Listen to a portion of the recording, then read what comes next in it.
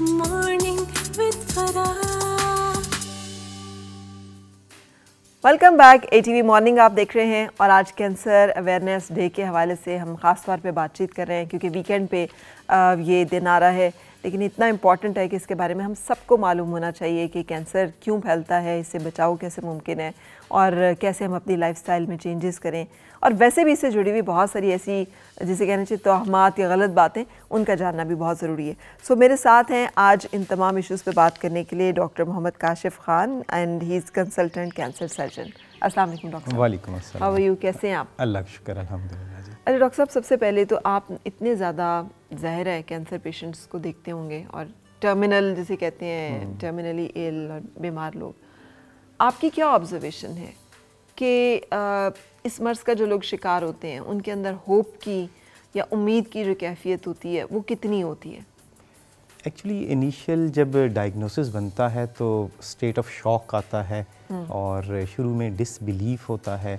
Letter on people gather their energies और फिर उसके बाद support from the family, then they are able to understand कि जी कैंसर है। और जब एक्सेप्ट करते हैं तो फिर उनके अंदर अल्लाह ताला पैदा करता है कि वो फ़ाइट कर सकें और बेसिकली तो उन्होंने ये फ़ाइट खुद करनी होती है। हम एज़ डॉक्टर्स उनको हेल्प करते हैं by providing them treatment in the form of के सर्जरी है, फिर उसके बाद कीमोथेरेपी और रेडिएशंस हैं। तो अल्टीमेटली दिस लीड्स टू और फिर फैमिली की support. So it is a family that is affected. और फिर इस तरह अगर अर्ली डिटेक्शन हो तो फिर इट इज़ क्योरेबल। ठीक है, तो प्रेवलेंस किस किस्म के कैंसर जो है वो ज़्यादा आपके मुशाहिदे में आते हैं? देखिए, हमारे मुशाहिदे में अब वो कैंसर्स जो प्रिवेंटेबल हैं, जो ट्रीटेबल हैं और कॉमन हैं, हम वो सबसे इम्पॉर्टेंट है डिस्कस करना। तो उसमें अगर ख़वातीन की बात करें तो उसमें ब्रेस्ट कैंसर एक सबसे कॉमनेस्ट कैंसर है और इट इज़ टोटली क्योरेबल। और अर्ली डिटेक्शन के साथ तो इसके क्योर रेट्स बहुत हाई जा चुके हुए हैं। अगर बाकी अदरवाइज़ बात की जाए ख़वातीन और मर्दों दोनों में, तो फिर उसमें एक इम्पॉर्टेंट कैंसर आता है, कोलोरेक्टल कैंसर है, which is second most common cancer.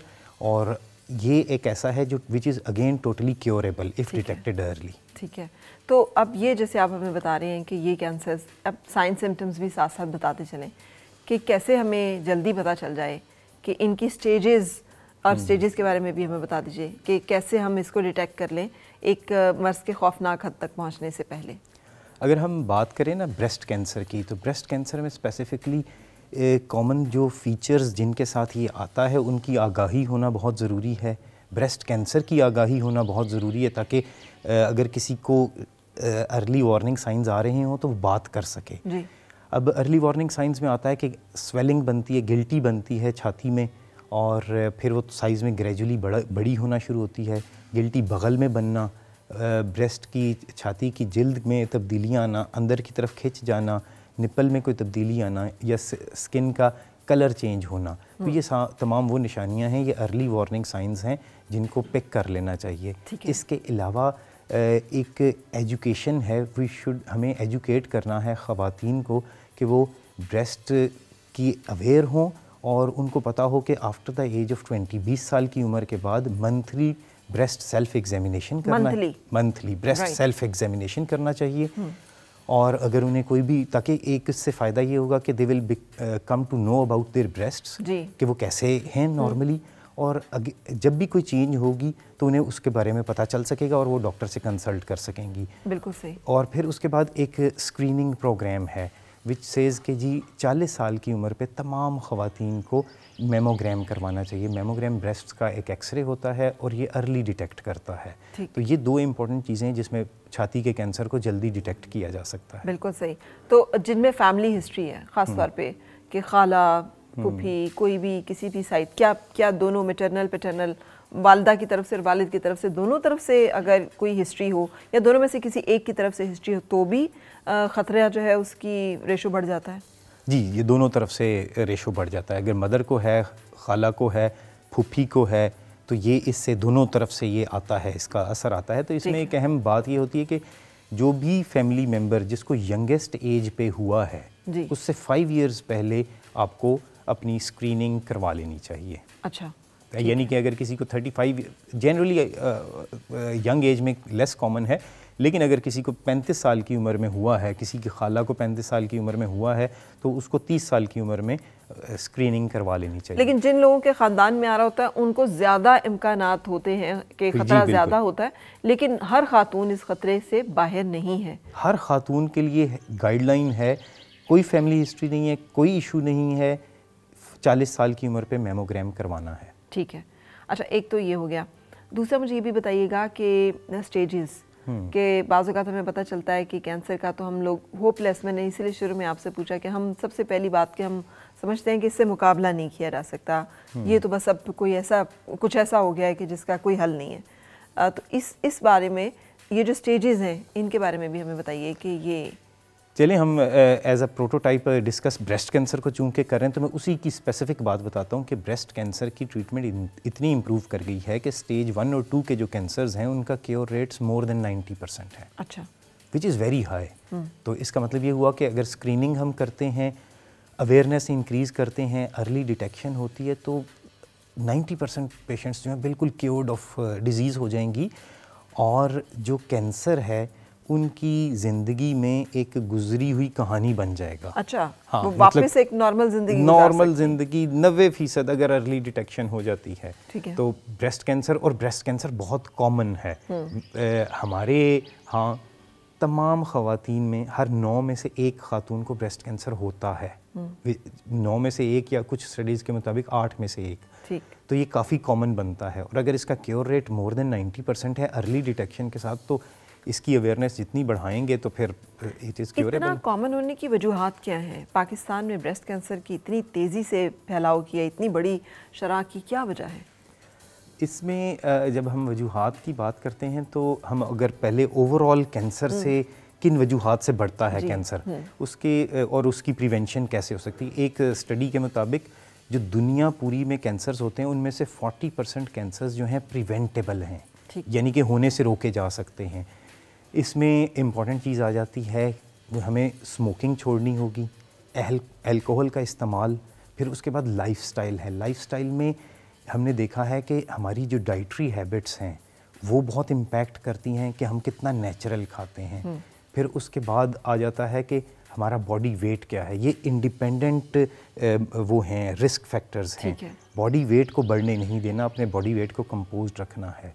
और इसके अलावा physical activity is very important. इस दफ़ा का जो वर्ल्ड कैंसर डे है, एक्चुअली ये सेलिब्रेट किया जाना शुरू हुआ सन 2000 से और ईयरली सेलिब्रेट कह लें या जो भी कह लें इसको अवेयरनेस। तो इस दफ़ा का जो उसका है वो ये है कि रनिंग और वॉक को स्पेसिफिकली किया गया है, तो फिज़िकल एक्टिविटी को बढ़ाना होगा। तो इन सब से ब्रेस्ट कैंसर और बाकी तमाम कैंसर्स का रिस्क कम होता है और 40% ऑफ द कैंसर्स जो हैं, 40% कैंसर्स प्रिवेंटेबल हैं। ठीक, ये तो जनरल बात होगी, लेकिन चूंकि हम वापस आते हैं स्पेसिफिक उस पर कि ब्रेस्ट कैंसर की आपके ख्याल में आप ऑब्जर्व भी करते हैं, यही वजूहात होती हैं ज़्यादातर या इसके अलावा भी कोई ख़ास वजूहात हैं जिसकी वजह से ख़वातीन में ब्रेस्ट कैंसर का रेशो ज़्यादा है? बहुत सारे लोग इसमें हार्मोन इंजेक्टेड जो भी पोल्ट्री प्रोडक्ट्स हैं इसको ब्लेम करते हैं, या अगर हम दूध यूज़ कर रहे हैं तो उसमें भी अगर इंजेक्शंस यूज़ किए जा रहे हैं जानवरों को जो कि हार्मोन्स हैं,